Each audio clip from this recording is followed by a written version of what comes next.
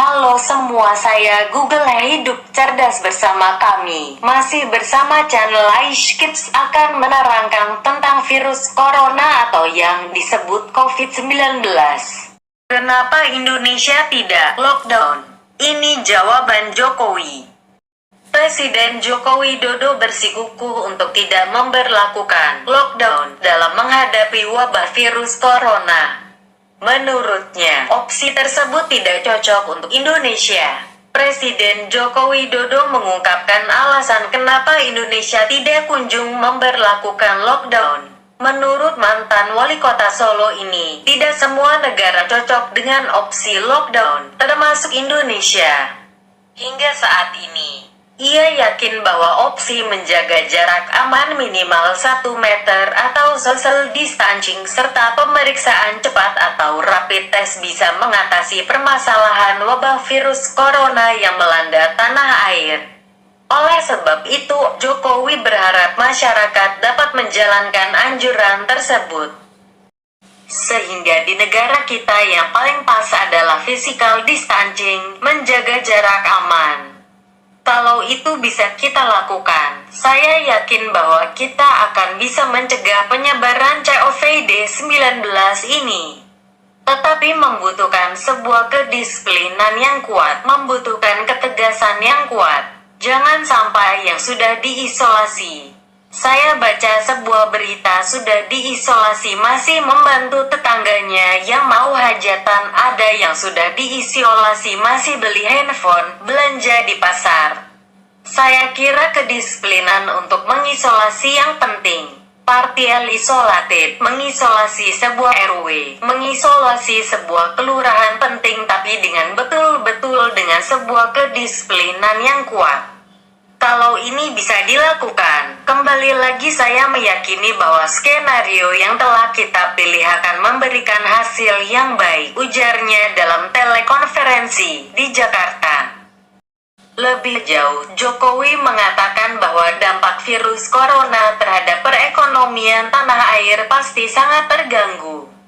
Dengan ditutupnya berbagai tempat hiburan, perkantoran dan lain-lain, masyarakat kalangan bawah akan semakin susah. Oleh karena itu, dalam kesempatan ini ia menginstruksikan kepada seluruh kepala daerah untuk menyiapkan bantuan sosial yang bisa disalurkan kepada masyarakat yang terdampak.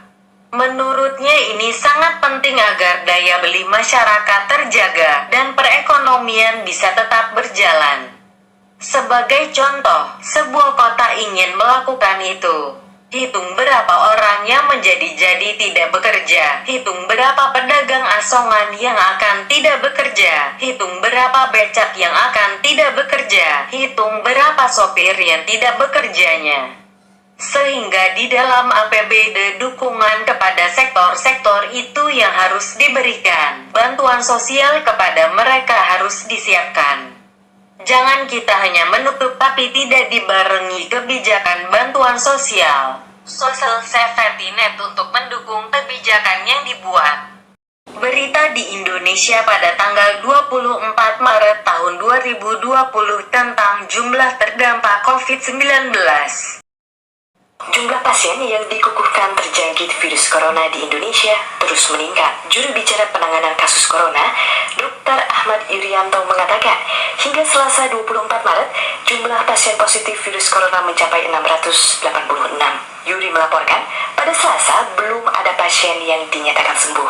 Sementara itu, korban jiwa pun masih terus berjatuhan. Ada sebanyak 7 orang lagi yang dilaporkan meninggal hari ini, sehingga jumlah total korban tewas kini mencapai 55 orang. Penambahan kasus terbanyak terjadi di wilayah DKI Jakarta, dengan 70 kasus baru. Di DKI Jakarta sendiri, kini tercatat ada sebanyak 425 kasus positif virus corona. Dalam kesempatan tersebut, Yuri juga melaporkan bahwa rumah sakit darurat COVID-19 di Wisma Atlet Kemayoran yang sudah beroperasi sejak kemarin sore dan telah didatangi oleh pasien dengan status orang dengan pemantauan atau ODP dan pasien dengan pemantauan atau PDP. Yuri mengungkapkan tidak semua pasien yang datang dirawat dan diisolasi di rumah sakit tersebut. Pada hari ini sudah ada 100 kunjungan dari pasien COVID-19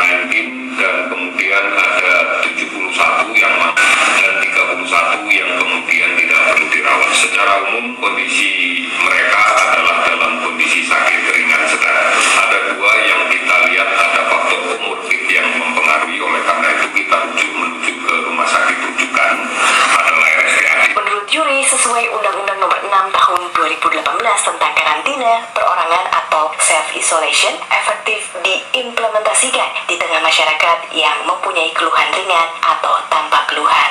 Ini yang kemudian akan kita dorong sehingga tidak seluruh kasus positif menjadi beban layanan perawatan rumah sakit. Berada di rumah sakit adalah yang kita pastikan tidak mungkin melakukan isolasi diri di rumah, atau kita yakini bahwa memang membutuhkan layanan monitoring yang lebih intensif dari tim kesehatan. Misalnya pada keluhan yang sedang atau dengan komorbid yang menyertai. Yuri juga menjelaskan bahwa pemerintah telah membuat kebijakan terkait siapa saja yang akan diprioritaskan untuk menjalani pemeriksaan cepat atau rapid test virus corona. Pertama, katanya adalah orang yang memiliki kontak dekat dengan pasien positif virus corona. Kedua, tenaga medis yang merupakan garda terdepan penanganan kasus COVID-19 ini, termasuk orang-orang yang juga bekerja di front office rumah sakit. Inilah seputar berita dari Google. Terima kasih Anda telah menonton video ini. Jika Anda suka dengan video ini, mohon di like dan subscribe dan share dan komen di channel Aish Kids. Kami memberikan berita yang terupdate bersama Google Aish Kids. Sampai jumpa. Assalamualaikum warahmatullahi wabarakatuh.